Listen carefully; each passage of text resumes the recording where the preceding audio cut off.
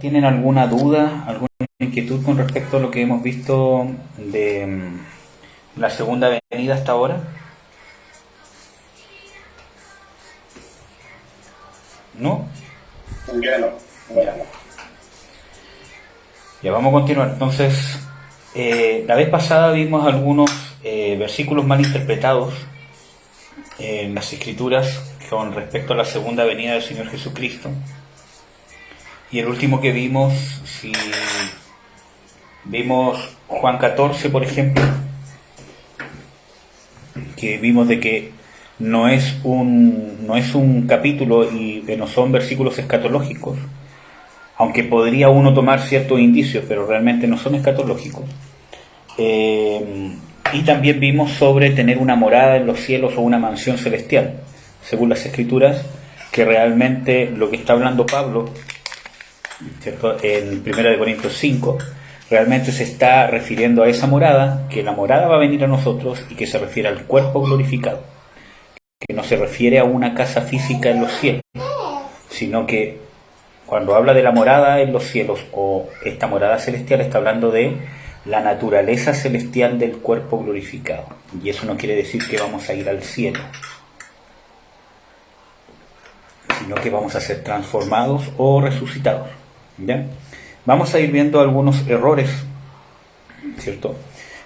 Ahora, ¿cierto? Comparaciones erradas para explicar la segunda venida del Señor Jesucristo. Y el primer ejemplo que vamos a ver es Elías, ¿cierto?, que es llevado en carro de fuego en Segunda de Reyes 2. Vamos a abrir Segunda de Reyes 2 y vamos a ver que estas comparaciones, vamos a ver si realmente tienen algo que ver con la segunda venida o realmente tienen indicios bíblicos para poder compararlos. Porque cuando yo comparo dos hechos en la Biblia, tienen que tener indicios que a mí me pueden decir que son comparables para poder ver un mismo hecho. Y a través de esos mismos indicios yo puedo decir que, como lo que pasó acá, va a pasar acá. Salvo que la misma Biblia haga una comparación, ¿cierto? O el mismo Señor Jesucristo, ¿cierto?, que haga una comparación específica. Yo no puedo comparar dos hechos que no tienen relación.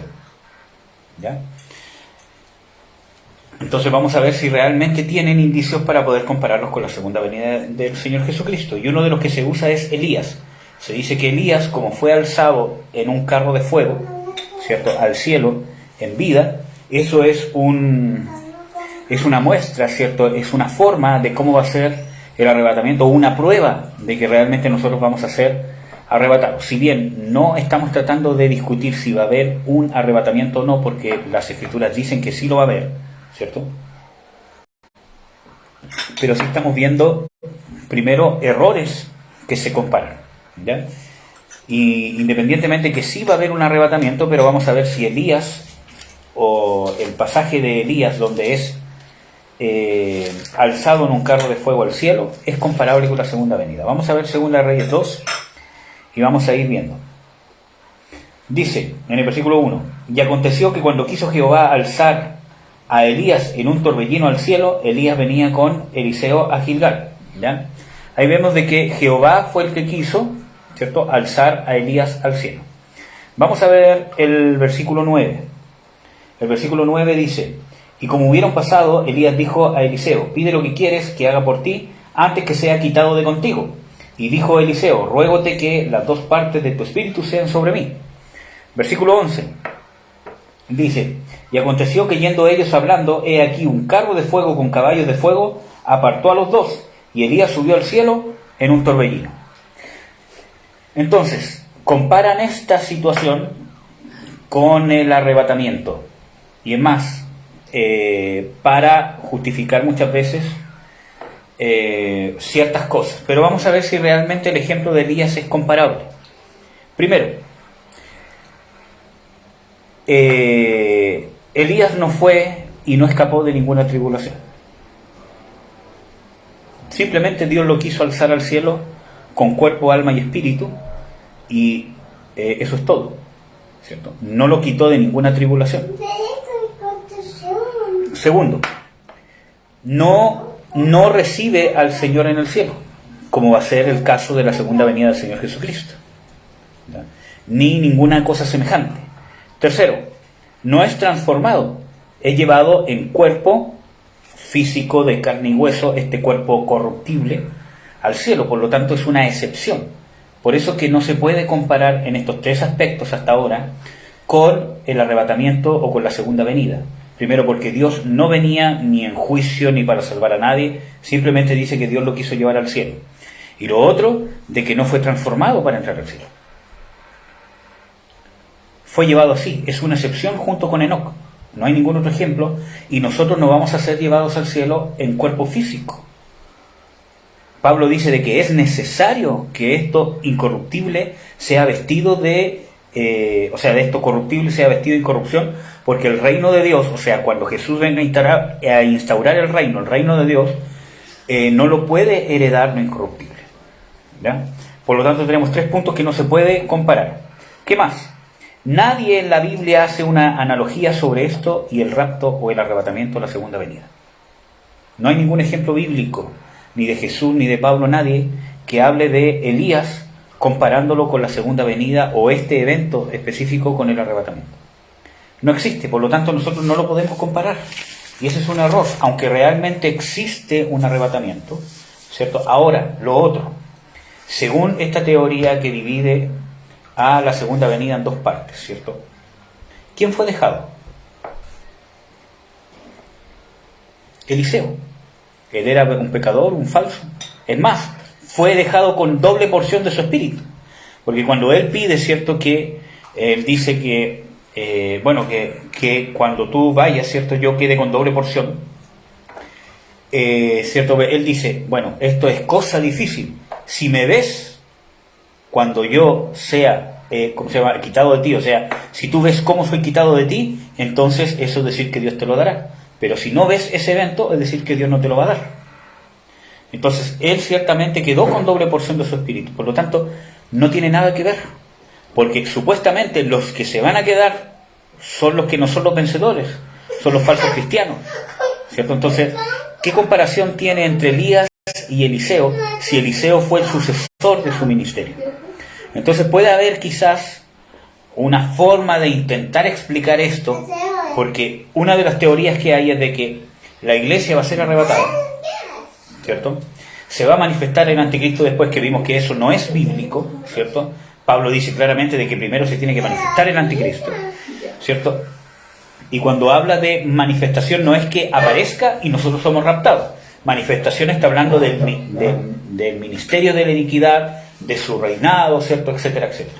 Ahora, en esta teoría puede decirse, mira, es que lo que pasa es que la iglesia va a ser alzada y el pueblo de Israel va a entrar en acción y al pueblo de Israel le va a tocar evangelizar, porque el pueblo de Israel se va a convertir con los 2 testigos que van a predicar y los 144.000 que Dios va a tomar, ellos van a predicar y ellos van a evangelizar, y por eso que va a haber gente que se va a convertir. Primero que todo, vemos de que ya es antibíblico pensar de que la iglesia se va en la tribulación. Vimos de que no se puede dividir eso, ¿no? De que la misma Biblia no lo permite hacer. Segundo, nosotros vemos de que incluso para el pueblo de Israel es necesario, ¿cierto?, nacer de nuevo para ser salvos. Por eso no hay una salvación diferente a la nuestra para el pueblo de Israel. Y vamos a verlo. Primero,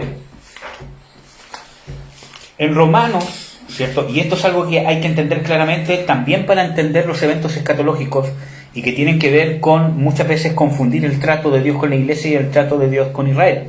Pero en el tema de la salvación vamos a ver aquí un tema importante en Ezequiel 36, versículo 25. Este es un versículo escatológico porque está hablando de lo que Dios va a hacer con ellos.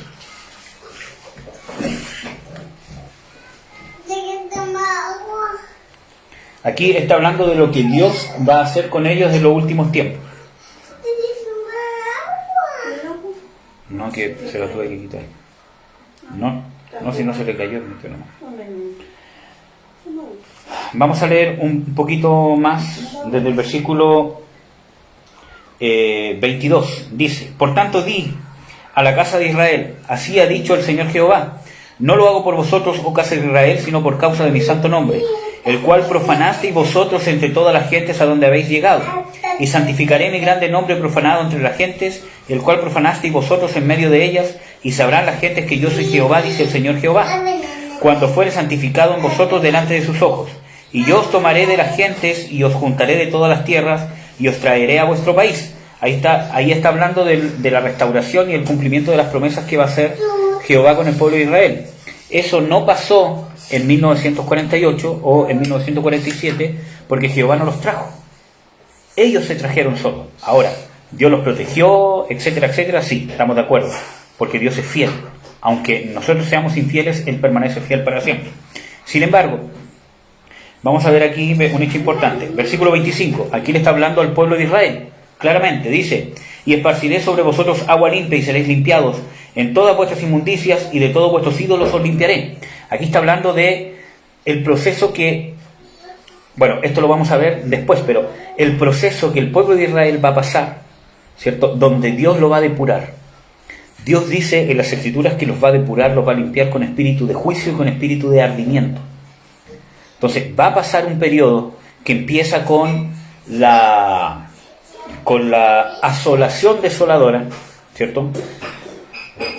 O con el tiempo de los gentiles, ¿cierto? Y ese es el tiempo de juzgar a Israel, de depurarlo con espíritu de ardimiento.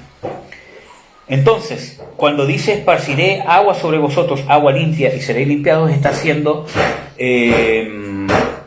una mención, ¿cierto?, a los ritos sacerdotales que se hacían para purificar las cosas por medio de agua, tanto para el mismo sacerdote cuando iba a ministrar, como cuando se tenían que purificar las cosas. ¿Ya? Entonces, pero nosotros vemos que en las Escrituras se refiere a la palabra. En Juan 15:13, ¿cierto?, el Señor Jesucristo dice: vosotros ya estáis limpios por la palabra que os he hablado. Entonces vemos de que esta limpieza se produce a través de la palabra. Es a través de la presencia del Señor Jesucristo que Él los va a limpiar. Ahora, vamos a ver, versículo 26. Y os daré corazón nuevo y pondré espíritu nuevo dentro de vosotros. Ahí está hablando del nuevo nacimiento. El pueblo de Israel, esto es para el pueblo de Israel y es un evento escatológico. Para Dios convertir, cumplir todas las promesas en el pueblo de Israel, los tiene que hacer nacer de nuevo. Dice: y pondré espíritu nuevo dentro de ellos. Entonces, no es una excepción. ¿Qué más? Dice: y quitaré de vuestra carne el corazón de piedra y os daré corazón de carne. Y pondré dentro de vosotros mi espíritu. Y andaré que andéis en mis mandamientos y guardéis mis derechos y los pongáis por obra. Esto todavía no ocurre, porque el pueblo de Israel no anda, no ha nacido de nuevo, porque el nacimiento de nuevo es en Cristo Jesús. No hay otra forma. En Efesios 2 dice claramente de que estando muertos en pecado nos dio vida juntamente con ¿qué? Con Cristo. El nuevo nacimiento se hace en Cristo Jesús. Ahora, también dice, ¿cierto?, que pondré dentro de vosotros mi espíritu. Pondré dentro de vosotros mi espíritu. Venga, hijo. Toma. Aquí.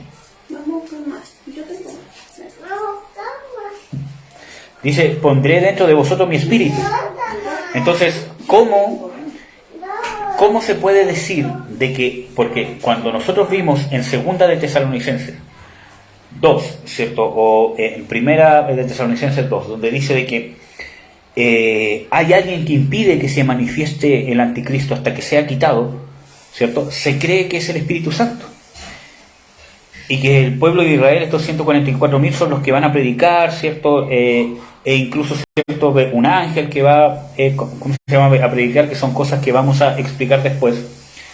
Pero, ¿cómo es posible que sea el Espíritu Santo el que se va a ir de la tierra con los creyentes?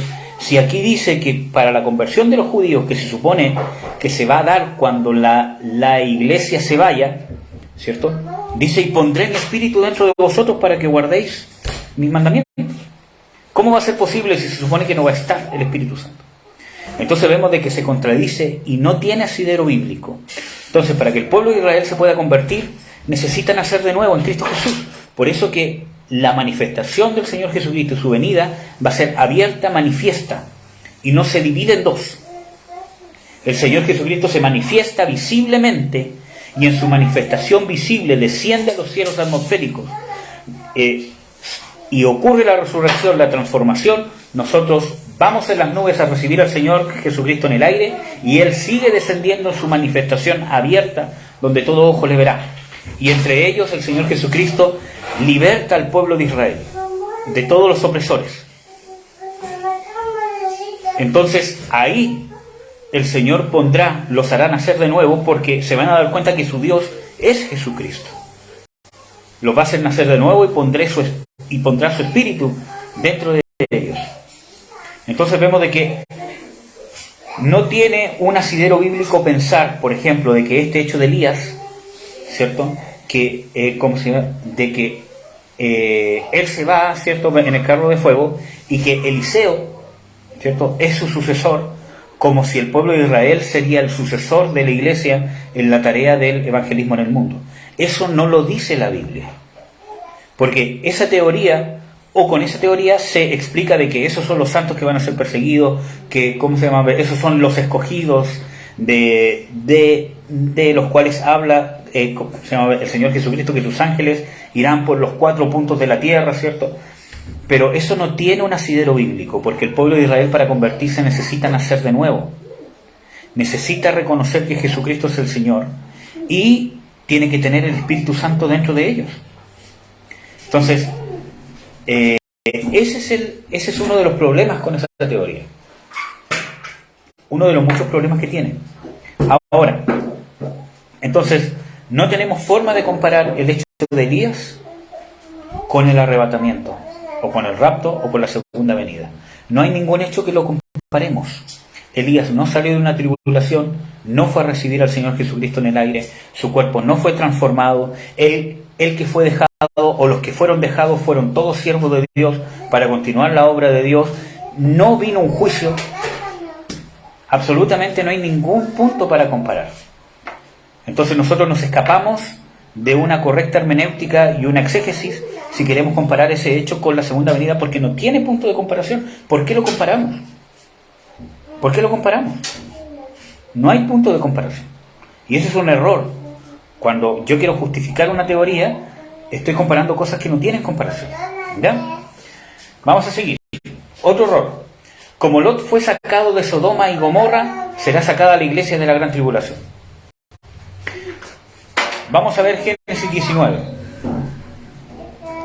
Esto también se habla de que, y este quizás es uno de los que más se habla, Génesis 19, porque se dice de que como Lot fue sacado, ¿cierto?, cuando los ángeles fueron a destruir estas 2 ciudades, como Lot fue sacado con su familia, él es una representación de la iglesia que va a ser sacada de ese periodo, ¿cierto?, para no ser destruida.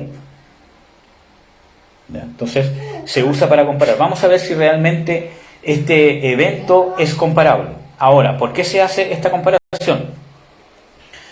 Porque el Señor Jesucristo hace una comparación sobre los últimos tiempos con los eventos de Lot.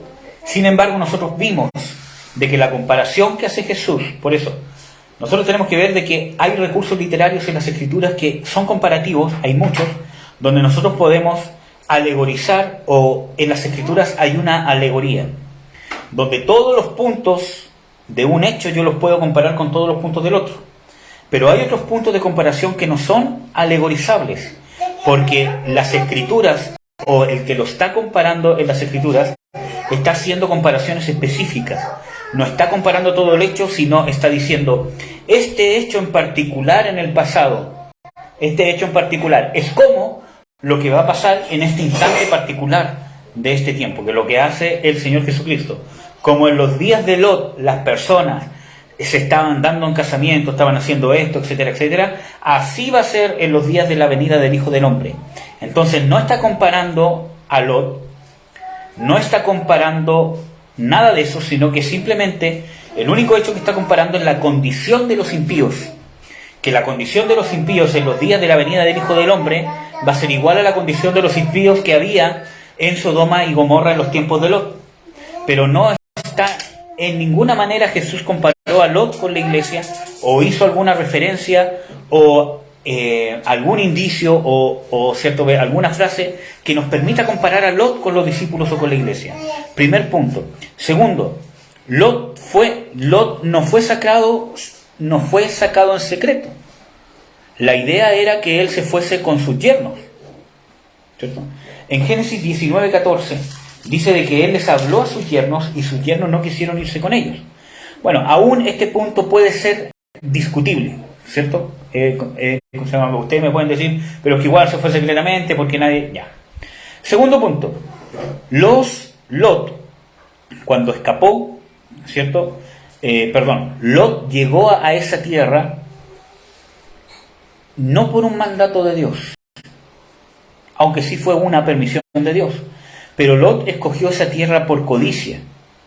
Lot debió permitir que Abraham eligiera a dónde irse. En Génesis 13, 9 al 13, vemos un hecho donde ya los pastores de Lot y de Abraham empezaron a reñir entre ellos porque ellos ya tenían tantos bienes que ya empezaron a haber disputas entre los pastores que pastoreaban el ganado de Abraham y de Lot. Entonces Abraham dice, mira, está toda la tierra frente a ti, que es un acto de fe, ¿cierto? Si tú dices que vas a la izquierda, yo me voy a ir a la derecha. Si tú dices que vas para allá, yo me voy para el otro lado. Es un acto de fe porque Dios confió que independientemente de la decisión de Lot, ¿cierto? Dios no iba a permitir, ¿cierto?, que él no estuviese en la tierra que el mismo Dios le había prometido. Pero Lot, por el hecho de ser más joven, y es más, en esos tiempos bíblicos, ¿cierto?, el más anciano tenía el derecho a escoger por sobre el joven. Entonces ahí dice de que Lot mirando, miren, 13:9,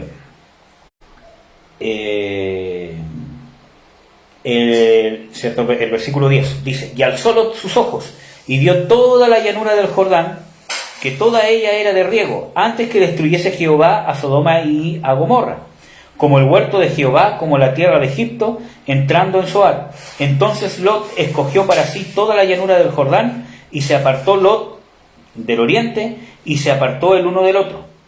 ¿Ya? Dice, Abraham asentó en la tierra de Canaán, y Lot asentó en las ciudades de la llanura, y fue poniendo sus tiendas hasta llegar a Sodoma. Mas los hombres de Sodoma eran malos y pecadores para con Jehová en gran manera. Entonces vemos aquí de que Lot primero escogió, ¿cierto? Y él debería haberle dicho no a Abraham. Más encima Abraham lo había recibido como un padre, mayor derecho tenía. Y todas las riquezas que Lot tenía era gracias al amparo de Abraham. Entonces, y escogió por codicia, porque entre un desierto, ¿cierto?, y escoger cuando él vio de que era todo tan hermoso como, ¿cierto?, el huerto del Edén, él escogió eso por conveniencia. Entonces vemos ahí que ya no es comparable con la iglesia, porque no es esa la condición que Dios quiere para la iglesia. Ahora, segundo, él escogió y dice que fue poniendo su campamento hasta llegar a Sodoma. ¿Por qué no se fue cuando se dio cuenta cómo eran los hombres de Sodoma?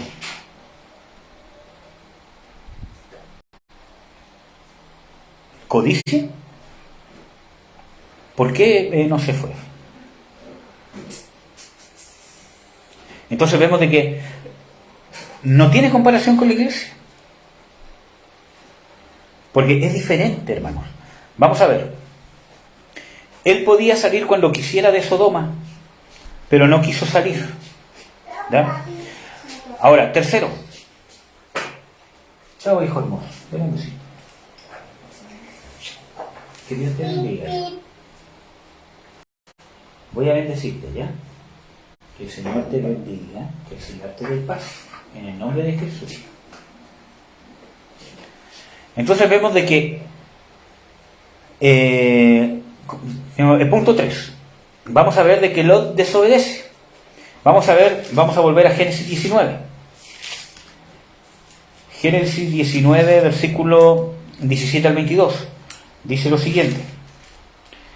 Y fue que cuando los hubo sacado fuera, dijo, escapa por tu vida. Está hablando de, ¿cierto?, el ángel. Escapa por tu vida, no mires tras ti, ni pares en toda esta llanura. Escapa al monte, no sea que perezcas. ¿Cuál fue la orden que, ¿cierto?, el ángel le dio? Escapa al monte. Y Lot le dijo, no, yo os ruego, señores míos, He aquí ahora he hallado a tu siervo gracia en tus ojos, y has engrandecido tu misericordia que has hecho conmigo, dándome la vida, mas yo no podré escapar al monte, no sea, ¿cierto?, que me alcance el mal y muera. Y ahí está hablando de temor. He aquí ahora esta ciudad está cerca para huir allá, la cual es pequeña, escaparé ahora ya. ¿No es ella pequeña? Y vivirá mi alma. Y le respondieron, he aquí he recibido también tu súplica sobre esto, y no destruirá la ciudad que has hablado. Primero, aquí está hablando de que Lot actuó con temor. Tenía temor a ser destruido, pese a que el mismo ángel lo había sacado y le había dicho, sube al monte. Y él, en vez de ir al monte y ser obediente, él dijo, no, quiero irme para allá. Entonces vemos que ahí quedaba raíces y que actuó por temor. Entonces, ¿cómo la iglesia, o cómo Lot va a ser comparable con la iglesia si actúa en desobediencia y por temor? Sigamos.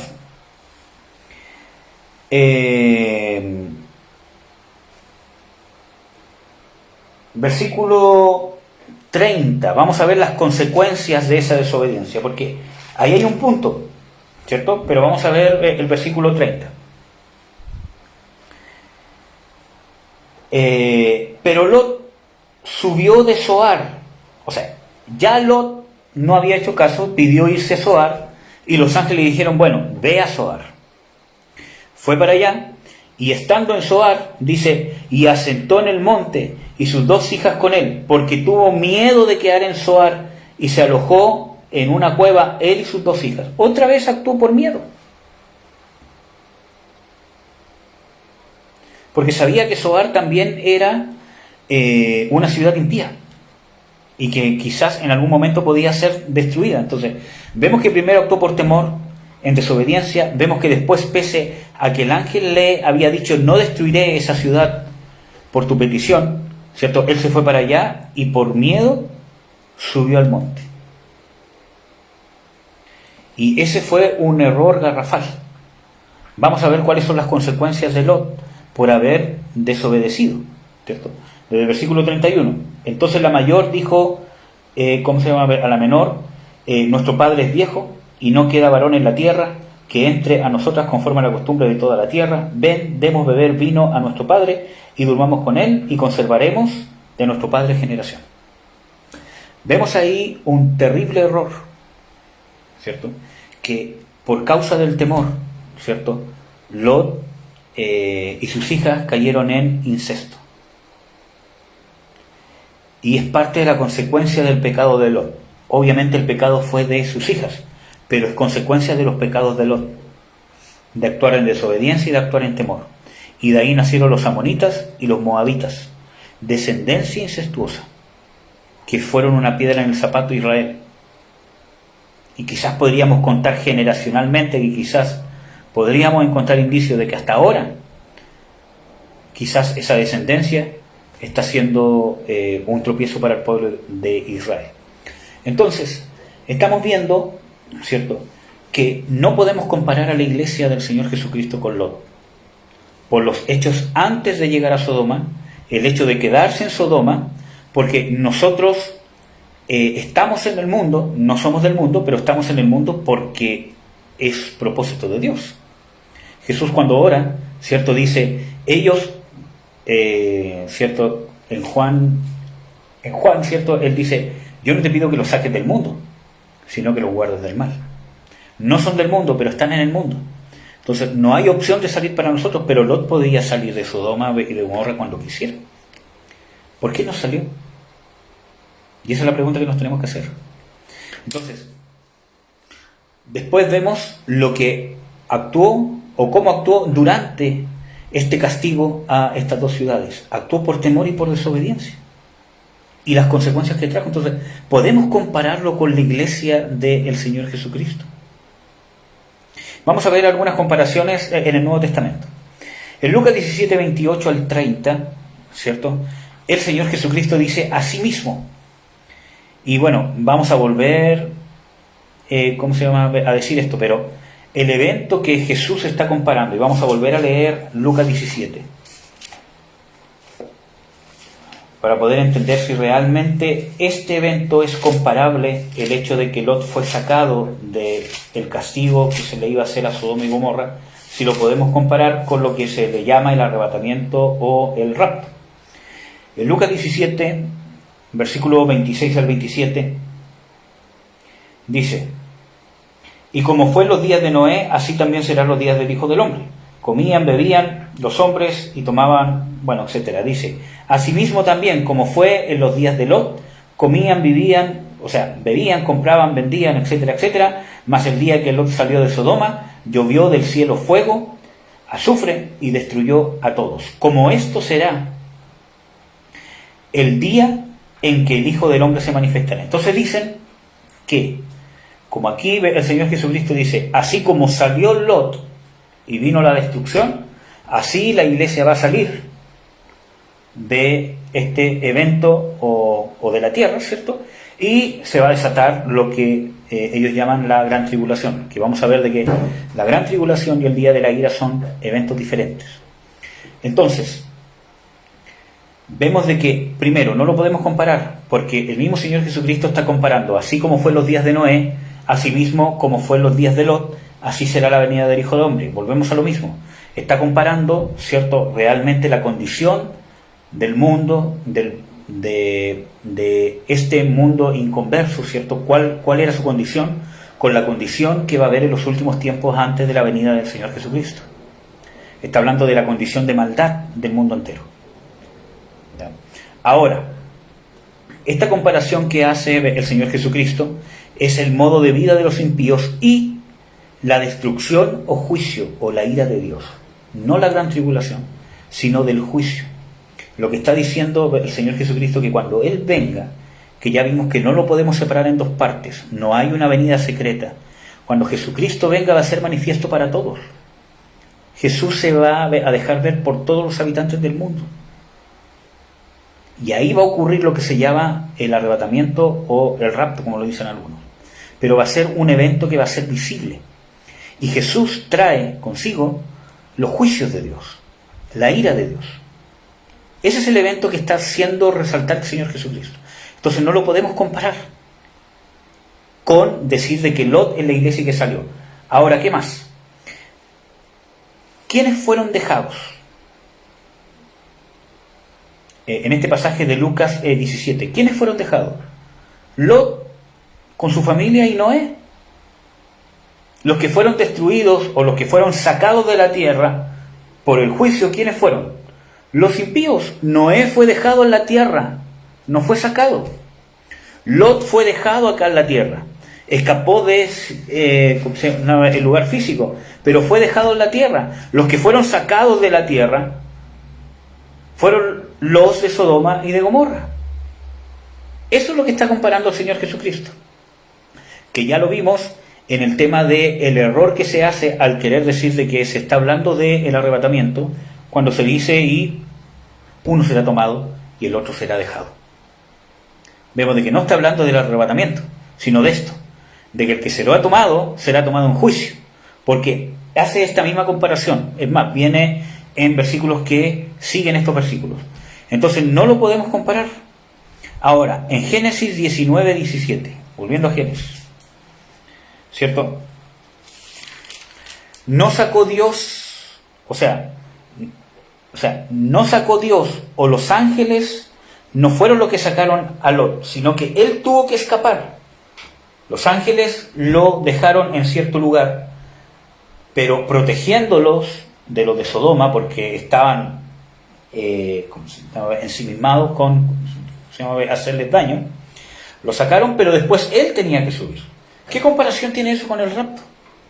Si nosotros, primero, no nos podemos transformar por nosotros mismos, no podemos resucitar por nosotros mismos, sino que dice que el Espíritu de Dios que está dentro de nosotros vivificará nuestros cuerpos mortales. Segundo, nosotros no nos vamos a alzar al cielo por nosotros mismos, sino que Dios nos va a arrebatar para encontrar al Señor Jesucristo en el aire, no para escapar de nada. Entonces no es comparable. Fue Lot el que tuvo que huir por sus medios. ¿Ya? Y eso queda claro en el versículo 21 de Génesis 19. Por ejemplo, dice, descenderé ahora,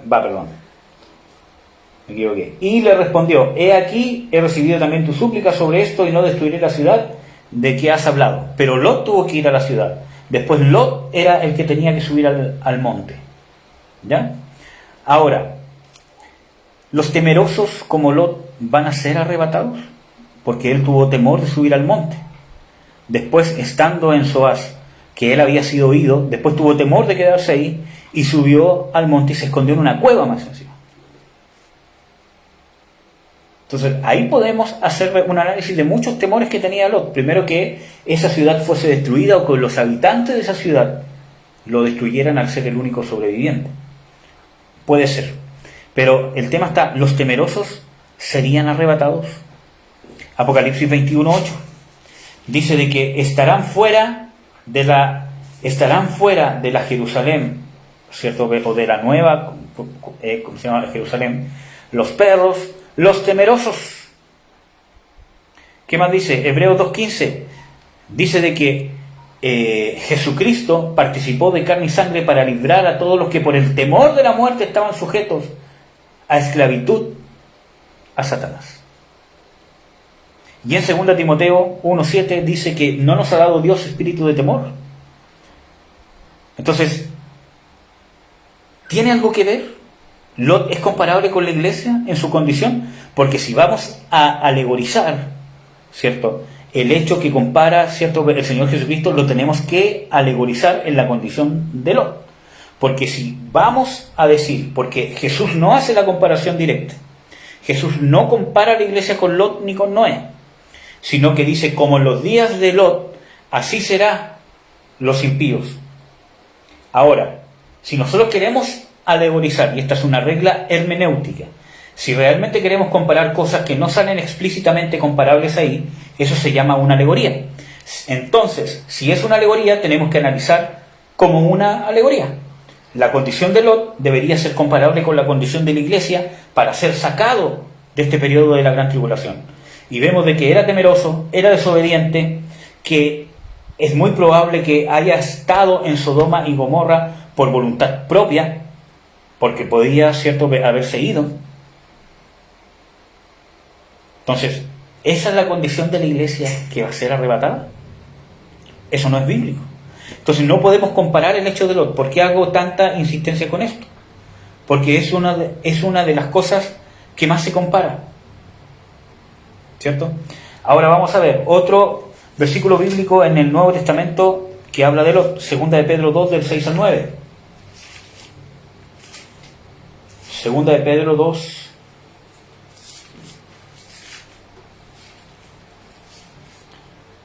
del 6 al 9, dice lo siguiente: y si condenó por destrucción las ciudades de Sodoma y de Gomorra, tornándolas en ceniza y poniéndolas por ejemplo a los que habían de vivir sin temor y reverencia de Dios, y libró al justo Lot, acosado por la nefanda conducta de los malvados, porque este justo, con ver y oír morando entre ellos, afligía cada día su alma justa con los deseos de aquellos injustos.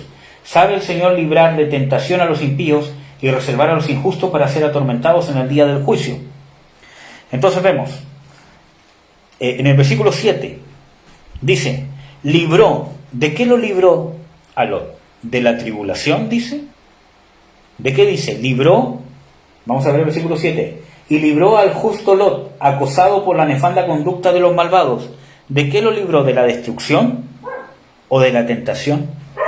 Veamos el contexto del mismo texto bíblico, hermano. No le pongamos y no hagamos decir al texto bíblico porque dice: es que aquí dice que fue librado de la tribulación. Vamos a ver el mismo contexto bíblico. Versículo 9. Sabe el Señor librar de tentación a los justos. ¿De qué lo libró? De caer en la tentación. De eso lo libró Dios. Porque dice que afligía su alma. ¿Por qué? Para no caer, ¿cierto?, en el modo de vida que ellos llevaban. Ese es el contexto bíblico de este pasaje. Si tú le encuentras otro contexto bíblico, no estamos usando una correcta hermenéutica ni exégesis. Porque el tema que está hablando Pedro es sobre que Dios sabe librar a los que son tentados. No dice sabe librar a los justos de la destrucción repentina. Dice a los que son tentados. ¿De qué está hablando Pedro? ¿A qué está exhortando? A que Dios libra de la tentación. Y entonces, en ese contexto, cuando uno analiza un texto bíblico, tiene que encontrar el tema principal como parte, cuál es el desenlace, cuál es la conclusión, cuál es el tema principal, a quién le está hablando, por qué, etcétera, etcétera. Cuál es el clímax del texto, si es que hay un clímax, ¿cierto? Entonces aquí vemos de que está hablando, y uno de los temas principales al cual se está refiriendo el versículo 7 es que Lot afligía su alma para no caer en la tentación.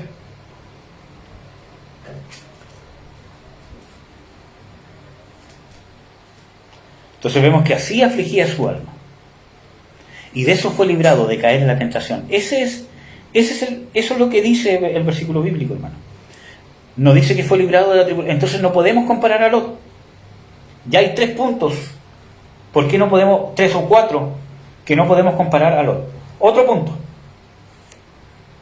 Dice, Lot no fue sacado de ninguna tribulación. Ya estaba atribulado. En 2 de Pedro 2, del 7 al 9, dice que ¿qué? Que afligía su alma todos los días. Estaba constantemente luchando en contra de la tentación. Ya estaba atribulado.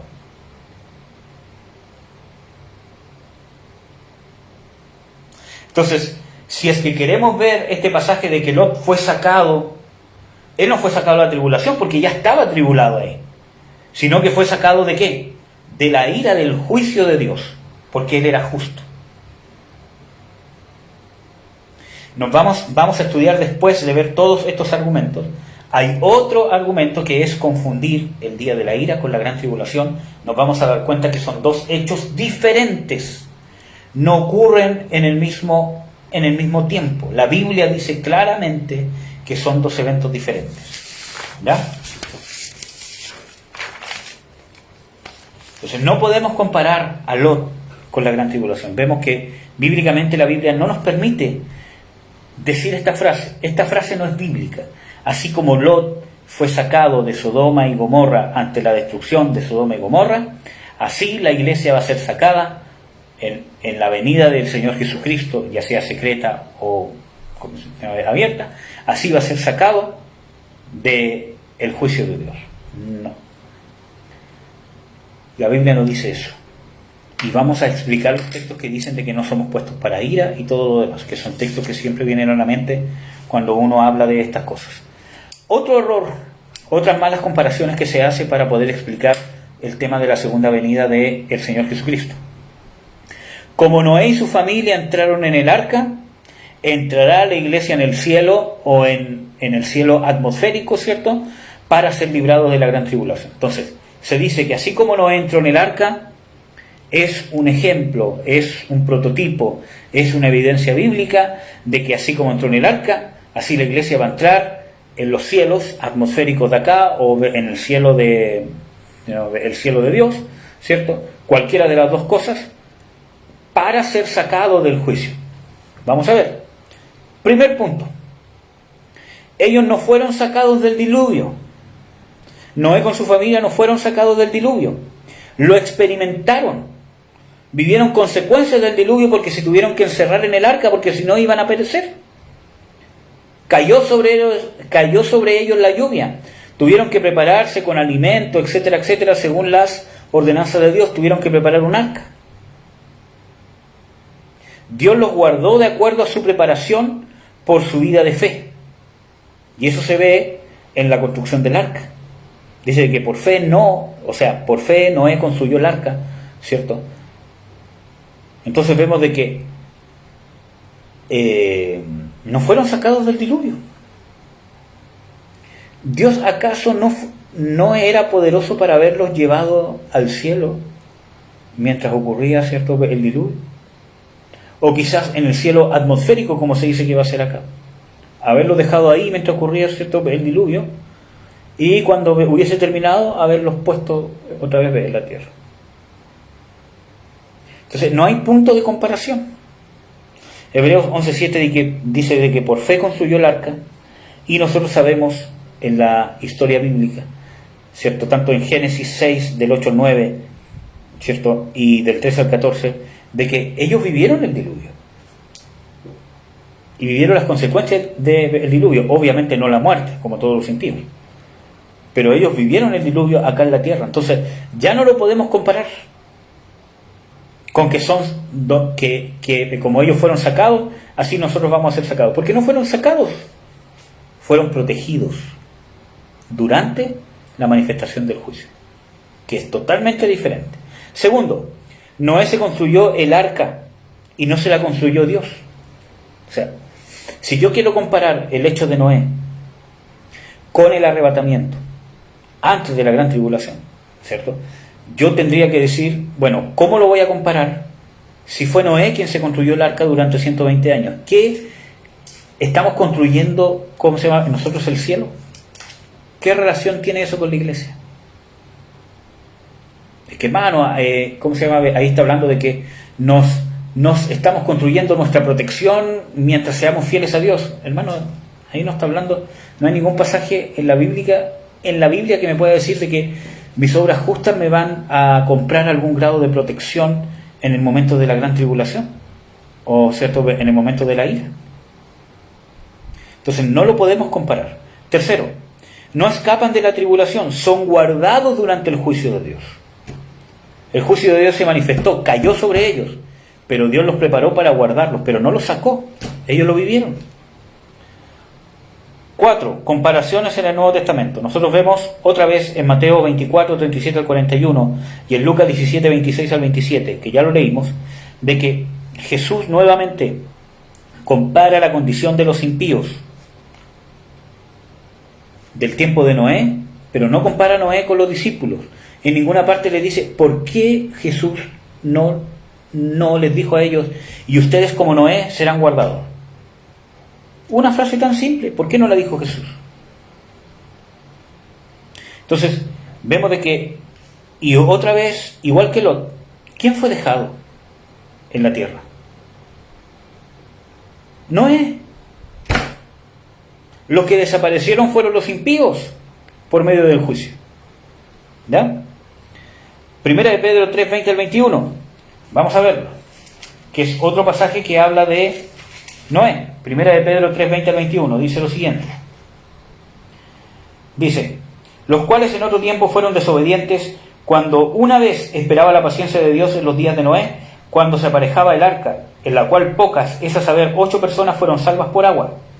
A la figura de la cual es el bautismo que ahora corresponde nos salva, no quitando las inmundicias de la carne, sino como demanda de una buena conciencia delante de Dios por la resurrección de Jesucristo. Este pasaje no es escatológico.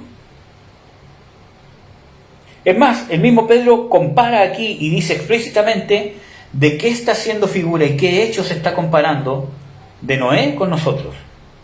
Y es claro, esto es figura del bautismo que ahora nos salva. No está hablando del bautismo en agua y no está hablando del bautismo en el Espíritu Santo. Está hablando del bautismo en su cuerpo, en el cuerpo de Cristo. Acuérdense que en las Escrituras dice de que todos somos bautizados por un mismo Espíritu en el cuerpo de Jesús o en Cristo Jesús. De ese bautismo está hablando, que realmente es el hecho del nuevo nacimiento, el hecho de la salvación. Pero no es el tema verlo ahora. Pero independientemente de eso, está diciendo de que es figura de nuestra salvación.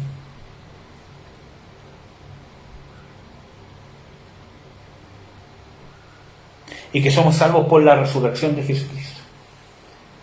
No matando las enemistades que hay en la carne. O sea, no está hablando de ser salvos de la gran tribulación, está hablando de la salvación. De la salvación de nuestras almas. No de la gran tribulación, sino de la salvación eterna. Porque está hablando de la resurrección de Jesucristo, está hablando del nuevo nacimiento. Entonces no lo puedo comparar. ¿Ya? Romanos 5:9.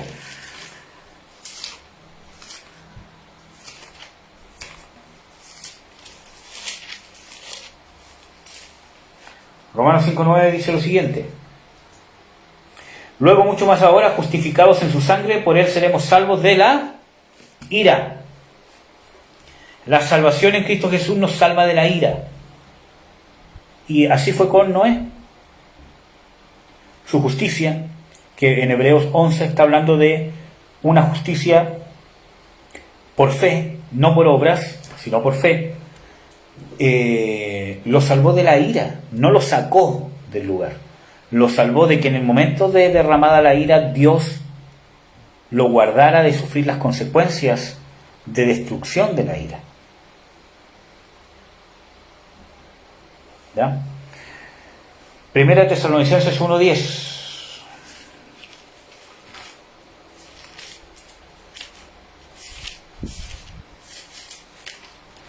Dice lo siguiente: y esperar a su Hijo de los cielos, el cual resucitó de los muertos, a Jesús, el cual nos libró de la ira que ha de venir. Entonces, hermano, usted lo está diciendo, ahí vamos a ser librados. Hermano, no dice que vamos a ser sacados. No dice que vamos a ser arrebatados en el día de la ira. La Biblia no dice eso. Es más, el único pasaje que habla directamente del arrebatamiento, claramente, no dice nada de la tribulación ni de la ira.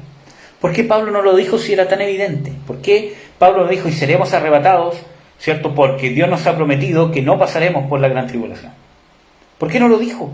Si era tan importante y tanta importancia que se le da, ¿por qué no se dijo claramente en las Escrituras? Es cosa que tenemos que pensar, hermanos. No nos podemos dejar llevar por teorías si no están explícitas en la Biblia. ¿Ya? Primera de Pedro 2:5. Otro pasaje donde se habla de Noé. Primera de Pedro 2:5. Dice lo siguiente: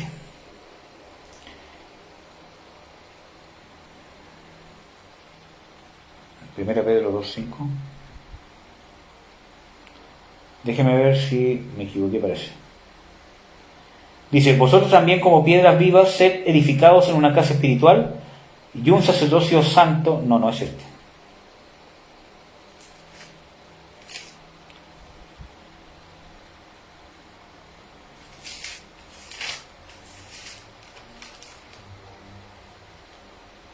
Es segunda de Pedro 2:5, discúlpenme. Segunda de Pedro 2:5 dice: y si no perdonó al mundo viejo, mas guardó a Noé, pregonero de justicia, con otras 7 personas, trayendo el diluvio sobre el mundo de malvados. Vamos a ver de que este no es un versículo escatológico, porque vamos a leer el versículo 6. Y si condenó por destrucción las ciudades de Sodoma y de Gomorra, tornándolas en ceniza y poniéndolas por ejemplo a los que habían de vivir sin temor y referencia de Dios, y libró a Lot justo, etcétera, etcétera. Versículo 9: sabe el Señor librar de tentación a los justos y reservar a los injustos para ser atormentados en el día del juicio. No es un evento que está hablando de la segunda venida, aunque sí está hablando del juicio, pero no es un evento que está comparando a Noé con la iglesia, que va a escapar de la tribulación, ni tampoco está diciendo de que Noé fue guardado o sacado, que fue sacado de la gran tribulación. ¿Ya? El tema central es el castigo a los impíos, no hay comparación con el rapto, igual que Jesús. El tema central es el castigo que viene con los impíos. Vamos a ver otra comparación que se hace, y seguramente esta va a ser la última que vamos a ver por la hora, ¿cierto? Otra comparación que se hace, ¿cierto?, es comparar a Enoc, y quizás esta es la que más se usa, junto con la de Noé. Dice que como Enoc fue traspuesto, lo será la iglesia. Y yo he escuchado hermanos, pastores, maestros, que dicen de que Enoc es una muestra, es un prototipo, es lo que Dios nos dejó puesto ahí para que nosotros sepamos que como Él fue traspuesto, así nosotros vamos a ser traspuestos. Y yo creo que todos saben el pasaje que sale en Génesis, que dice de que Enoc fue traspuesto, ¿cierto?, y no apareció porque Dios lo traspuso, ¿cierto? Y él subió a la presencia de Dios, ¿cierto?, en cuerpo, alma y espíritu. Vamos a ver, primero, no fue para escapar de un juicio o de una tribulación. Hay gente que dice que sí, hermanos, sí fue para escapar de un juicio porque era para escapar del diluvio. No, Dios no lo sacó para escapar del diluvio, y vamos a ver por qué. Su hijo Matusalén Y esto sí vamos a tener que abrir el pasaje bíblico porque vamos a ir a Génesis.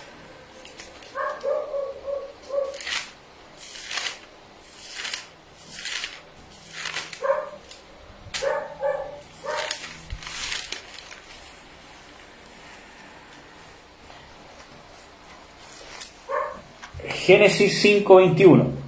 Y vivió Enoc 75 años y engendró a Matusalén. Y caminó Enoc con Dios, después que engendró a Matusalén, 300 años y engendró hijos e hijas. Y fueron todos los días de Enoc 365 años. Caminó pues Enoc con Dios y desapareció, porque le llevó o le traspuso Dios. Y vivió Matusalén 187 años y engendró a Lamec. Y vivió Matusalén después que engendró a Lamec 782 años y engendró hijos e hijas. Fueron pues todos los días de Matusalén 969 años y murió. Veamos los días que vivió Adán.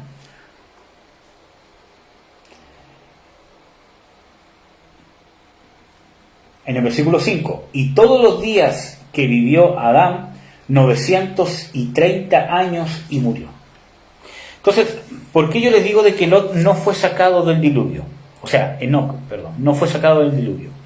Porque Matusalén, su hijo, en una excepción, vivió más que sus contemporáneos. Nosotros vemos de que Adán vivió 930 años y murió, por lo menos desde que salió de el huerto, o podríamos decir desde que fue creado. Porque en el versículo 3 dice, y vivió Adán 130 años y engendró un hijo a su semejanza. Pero independientemente de eso, Matusalén es el hombre más longevo de la Escritura. Es el único hombre que ha llegado a vivir 969 años. Y nosotros vemos de que las Escrituras, después de Adán, todos fueron viviendo menos, sin excepción, hasta Matusalén. Pese a que Noé fue justo, vivió 500 años y algo, o menos. Entonces, tendría que revisar, pero no vivió tanto como Matusalén. Ustedes saben de que Matusalén es un nombre simbólico que significa el hombre de la lanza, que uno lo puede interpretar de cierto el hebreo, que es juicio de Dios, o como mensajero del juicio de Dios, no que él haya dado, ¿cómo se llama?, el mensaje, sino que Lot, o sea, Enoc, dale con Lot. Enoc, cuando tuvo a su hijo, al parecer ahí tuvo un encuentro con Dios, porque dice de que tuvo a su hijo Matusalén y empezó a caminar con Dios. Y le puso este nombre como señal que él había sido pregonero, él había predicado. Entonces le puso a su hijo ese nombre por la identificación que tenía con el propósito y la misión que Dios le había dado de dar testimonio de la justicia y que venía el juicio de Dios a la humanidad y que le tocó vivir. Estaba tan comprometido con eso de que a su hijo le puso Matusalén como señal para esas personas de que cada vez que vieran a su hijo Matusalén y nombraran su nombre, que venía el juicio de Dios, que no se olvidaran nunca. Y Matusalén vivió hasta el año del diluvio. No sabemos, y lo más probable es que no haya estado vivo cuando ocurrió el diluvio, pero vivió hasta el año que ocurrió el diluvio. Entonces vemos de que vivió longevamente de una forma excepcional, porque de adrede Dios lo hizo vivir hasta el año del diluvio, porque vemos que había un propósito ahí. Entonces vemos, ¿cierto?, que vivió más. Si Lot no hubiese sido traspuesto, ¿habría alcanzado a estar en el diluvio? ¿Cuántos años hubiese tenido que vivir más que Adán? Si vamos a ver aquí de que Enoc, ¿cierto?, 65 años y engendró a Matusalén, tendría que haber vivido más de 1000 años.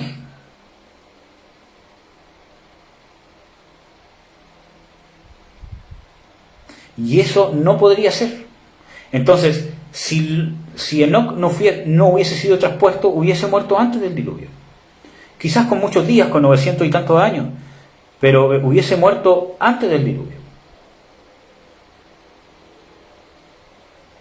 Y ahí nosotros podríamos dar algunas pruebas bíblicas de que no puede un hombre vivir más de 1000 años hasta que venga el reinado milenial de Jesús.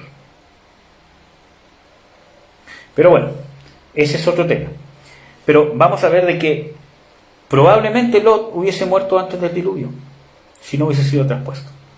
Entonces no podemos decir de que Lot fue sacado del diluvio. O sea, Enoc, perdón, dale.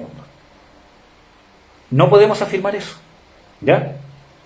Segundo, no recibió el Señor en el aire.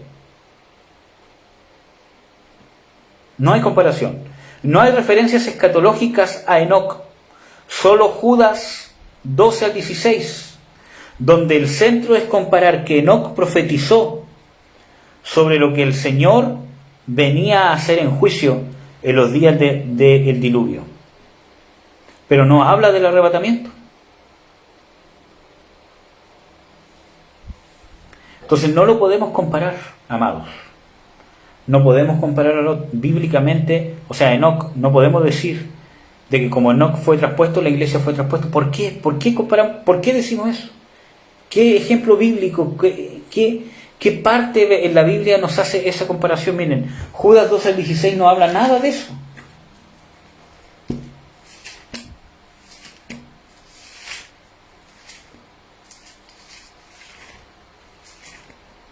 Judas 12 al 16. Lo vamos a revisar. Dice: estas son manchas en vuestros convites, que banquetean juntamente, apacentándose a sí mismos, sin temor alguno, nubes sin agua, las cuales son llevadas de acá para allá en los vientos, árboles marchitos, como en otoño sin fruto, 2 veces muertos y desarraigados, fieras ondas de la mar, que espuman sus mismas abominaciones, estrellas erráticas, a las cuales es reservada eternamente la oscuridad de las tinieblas. Nuevamente está comparando la iniquidad de las personas, especialmente aquí las que están en la iglesia, o cierto, en el mundo también, con la iniquidad de las personas de ese tiempo, de los cuales también profetizó Enoc, séptimo desde Adán, diciendo: he aquí el Señor es venido con sus santos millares a hacer juicio contra todos y a convencer a todos los impíos de entre ellos, tocante a todas las obras de impiedad que han hecho impíamente y a todas las cosas duras que los pecadores impíos han hablado contra él. Entonces nosotros vemos, y le vamos a leer un pasaje más, ¿cierto? Estos son murmuradores, querellosos, andando según sus deseos, y su boca habla cosas soberbias, teniendo en admiración las personas por causa del provecho. ¿Cómo lo podemos comparar, hermanos? Si no está hablando del arrebatamiento. No está hablando de escapar de la ira, no está hablando de escapar de la tribulación, sino que está hablando del juicio que vino sobre los impíos. Ese es el tema central, o uno de los temas centrales. Entonces, ¿por qué lo comparamos? ¿Por qué? Cuando uno le consulta a una persona que cree esto, ¿por qué estás comparando a Lot? Es que él fue traspuesto y nosotros vamos a ser arrebatados. ¿Y qué semejanza tiene ser traspuesto por ser arrebatado? No fue transformado, no fue para recibir al Señor Jesucristo, no fue para ser glorificado. No tiene ninguna comparación, hermano. Y aún así lo comparamos y lo tomamos como doctrina, que es peor todavía. Entonces vemos que no se puede, hermano.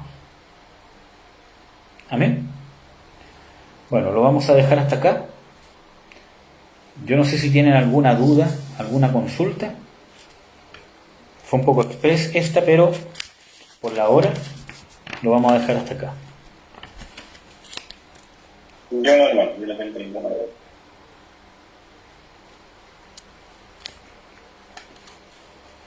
Vemos acá que vamos a ver en el culto mañana a las 11 los otros puntos, ¿cierto?, que son un error compararlos con la segunda venida. Por ejemplo, creer que Dios nos ha prometido entrar al cielo. Los únicos que van a estar en el cielo son los que quizás muramos antes de la venida del Señor Jesucristo, con el propósito de venir acá a la tierra. ¿Ya? Ahora, ¿qué otro punto nos queda? Después nos queda confundir la gran tribulación con el día de la ira, el trato de Dios con Israel y la iglesia. Confundir el trato de Dios con Israel y con la iglesia, y darle más importancia al arrebatamiento que a la resurrección, que es la esperanza bienaventurada. Esos son los errores que nos quedan por ver hasta ahora, y después vamos a entrar de lleno.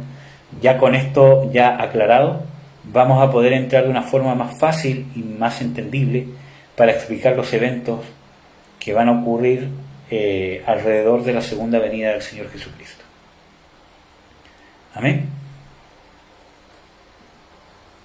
Amén, amados.